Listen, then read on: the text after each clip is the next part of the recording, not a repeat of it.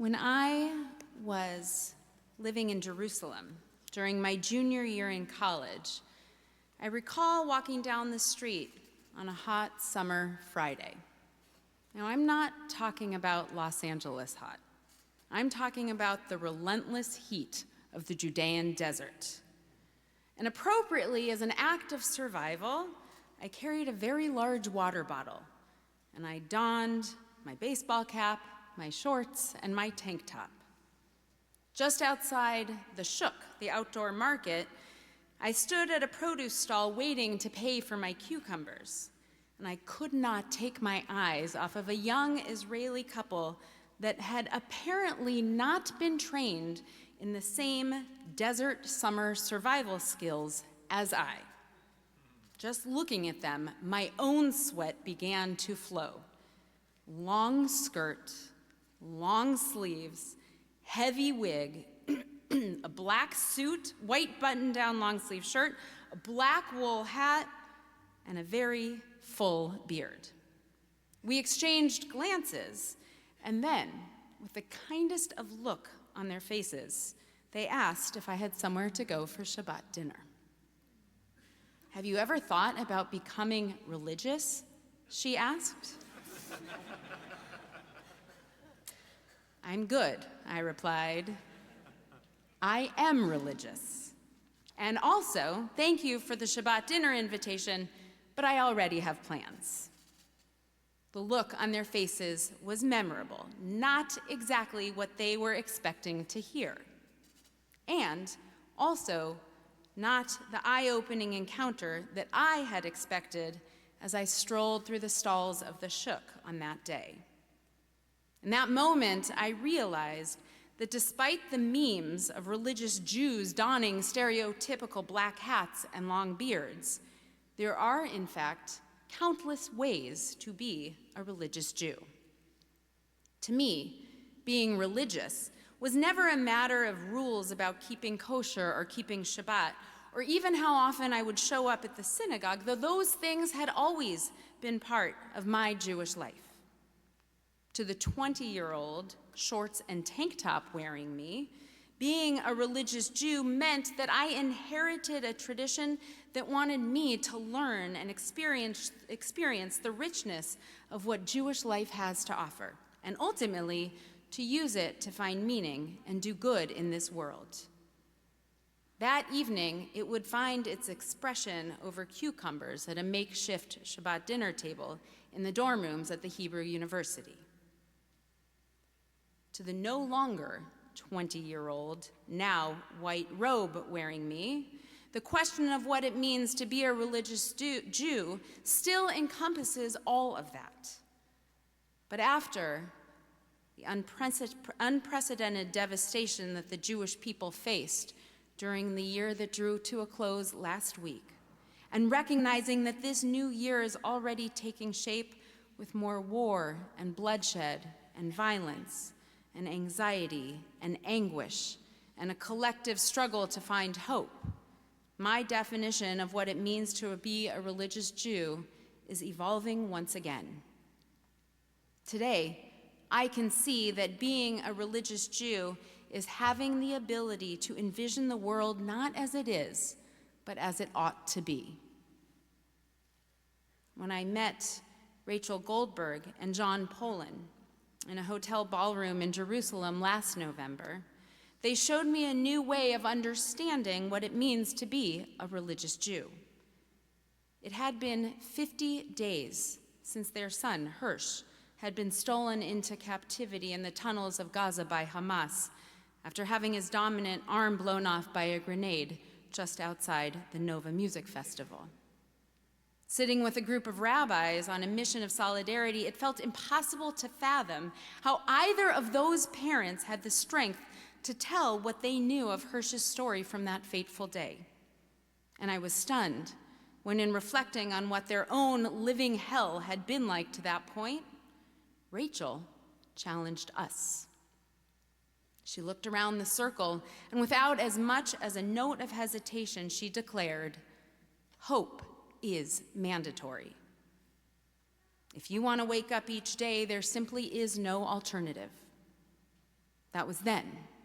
For nearly 300 more days, the world heard her steadfast voice sharing that same daunting challenge. Hope is mandatory. And regardless of how many times we heard her say it, for many of us throughout this past year, trying to hold on to hope has been like a roller coaster. At times it was impossible to muster. We were numb at best. In other moments, it was so palpable that it felt as if there was actually light at the end of this very long and dark tunnel. And then we looped around again and again, each of us on our own track, but all of us on that ride.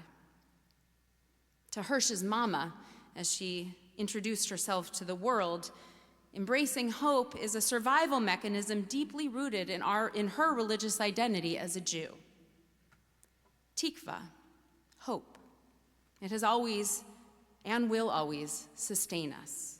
Like HaTikva, Israel's national anthem, makes clear, the ability to embrace hope, even when it is obscured by unspeakable tragedy, has, and I quote, not been lost for 2,000 years. In fact, the etymology of the word tikva in Hebrew describes a cord reaching with strength into the future. My teacher, Rabbi Dr. Tamara Askenazi, offers, even when the cord trails off to places that are beyond our grasp and out of our sight, the fact that it reaches at all is itself hope. Today is Yom Kippur, the Day of Atonement, when all of the symbolism and prayers and theology are designed to remind us of just how fragile life is and of how little control we actually have. Every year, this day comes to humble us, but this year, the fact that so much of life exists beyond our grasp somehow feels harder to accept. And yet, hope is mandatory. B'Rosh Hashanah yikatevun u'v'yom tzom kippur yechatemun. We just heard it. On Rosh Hashanah it is written, and on this day, Yom Kippur, it is sealed. Those haunting words of Unatana Tokef. Who shall live and who shall die, and how? Who will rest and who will wander? Who will be calm and who will be tormented? Signed and sealed out of our hands. Nobody knows for sure what the origins of Unatana Tokef are, but legend teaches that Rav Amnon of Mainz in Germany suffered under anti-Semitic persecution. The archbishop threatened Rav Amnon that if he did not convert to Christianity, he would be killed. His response? Give me 3 days to think about it. Afterward, he was so ashamed of even considering turning his back on his Judaism that he asked for his tongue to be cut off. Instead, says the legend, the archbishop took a sword and cut off his limbs one at a time. And while he was bleeding to death, he wrote Unatana Tokef. So much remains out of our control. But holding on to hope is not one of those things. After Unatana Tokef's litany of ways that our destinies are sealed beyond our control, the final line, as Rabbi Nickerson just told us, it's so true. It comes to tell us that with all of that, we are not completely powerless. Uteshuva, utefila, utzedaka, ma virin et roa gezerah. Teshuva, tefila, and tzedakah. Turning in repentance, prayer, and giving to those in need are 3 different actions that, according to the Machzor, will temper the decree. So too, will they remind us that through our actions, we do have the ability to make a difference. Teshuva, repairing our relationships, and tzedakah, helping those in need. There is a straight and pretty self-explanatory line between doing this sort of work and helping to make this world what it ought to be. And then there's the one in the middle, tefillah, prayer. The line that connects prayer and making the actual tangible difference when our world is pleading for us to do just that that line is not so straight at all. We all know people who love to criticize religion as being out of touch with the reality of our world. They claim that spirituality has no practical purpose. I cannot tell you how many tops of heads I have become acquainted with over the years when people look down at their laps when it comes time for the Mishaberach, our prayer for healing. It doesn't do anything, they say. How many open palms have I seen when people who are involved in the synagogue put their hands up to tell me that prayer is just not their thing? What's the point, they ask. And we can all relate to the experience of showing up at services for Shabbat or a holiday or for the high holy days, simply because it's what we do, never giving a moment's thought to the prayer that happens during these services. Today, I offer that whether you understand being religious like that very warm couple I met in the shuk all those years ago, or more likely as a form of spiritual engagement, tefillah, prayer, and ultimately, being a religious Jew is a tool for holding on to hope. Hope that the world can be better than it is right now, even when the vision of what that looks like trails off to places that are out of our grasp and beyond what we can see. Toward the end of the book of Genesis, when our patriarch Jacob is preparing for his own death, we witness his emotionally charged reunion with his beloved son Joseph, who for years he had mourned, believing him to have died. Jacob, the one who had been renamed Israel, had eyes that had grown dim with old age. He could no longer see. So Joseph brought his sons close to his father's face, and he kissed them and he embraced them in this beautiful scene. To Joseph, Israel declared, "Lo filalti," I never conceived that I could possibly see you again, and here God has let me see your children as well. And then, before he died, Israel blessed his grandsons. Israel's eyes may have been dim from old age, but in his final moments, his mind and his heart had been opened to a reality better than he could have ever possibly imagined. For more than 2 decades, our patriarch had believed that his favorite son had died. That entire time, hope was not even on the radar. And only in his final moments, a new kind of clarity. Filalti, the Hebrew word the Torah uses to express Israel's ability to conceive of a reality better than the one he was already living. Israel had hope. Filalti, it is the same Hebrew word as tefillah, prayer. To our ancestor Israel, and to an Israeli mother who demanded hope, and to us, the people of Israel who cannot afford to lose it, prayer is a religious expression that allows us to conceive of a better reality, even when it feels so painfully out of reach. This may all sound Pollyannish to you, but it most definitely is not. Jewish law actually forbids us to pray in a room without windows. Why?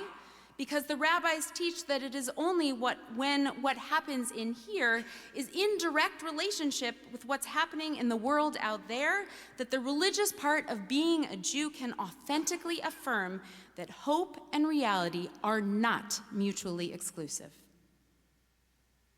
While Hirsch was still in captivity, Rachel, his mama, was asked how she managed to wake up every day and carry on. She responded that each morning she would get up, grab a black Sharpie, and inscribe on a piece of masking tape the number of days that the nightmare had been going on. She would put that masking tape on her shirt over her heart, and then she would pray.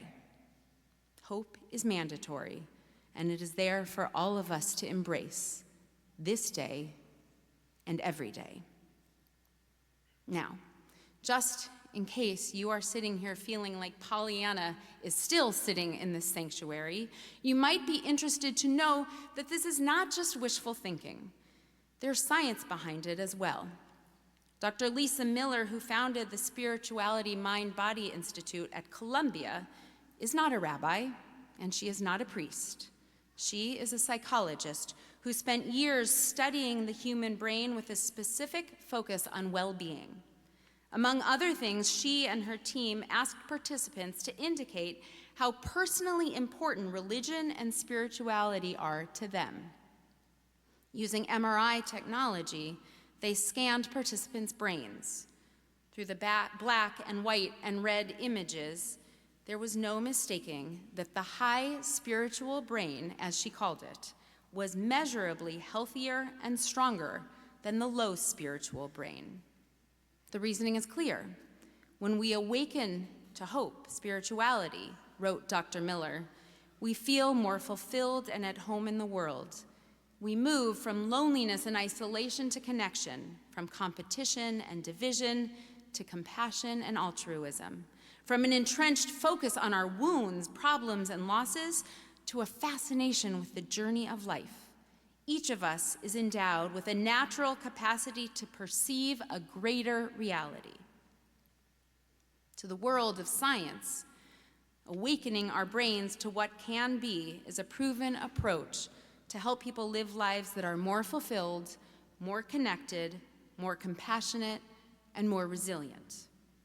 To the Jewish world, awakening to hope has been baked into the fabric of religious life since the original Israel came face to face with the legacy he had never dared to dream. Whether you call it being religious, being spiritual, or simply having hope, unlike that Israel, let us not wait until our final moments to awaken to its promise. Like Rachel, Hirsch's mama, let us wake up each day and reach for it. It is good for us. It will sustain us. And it is, after all, mandatory.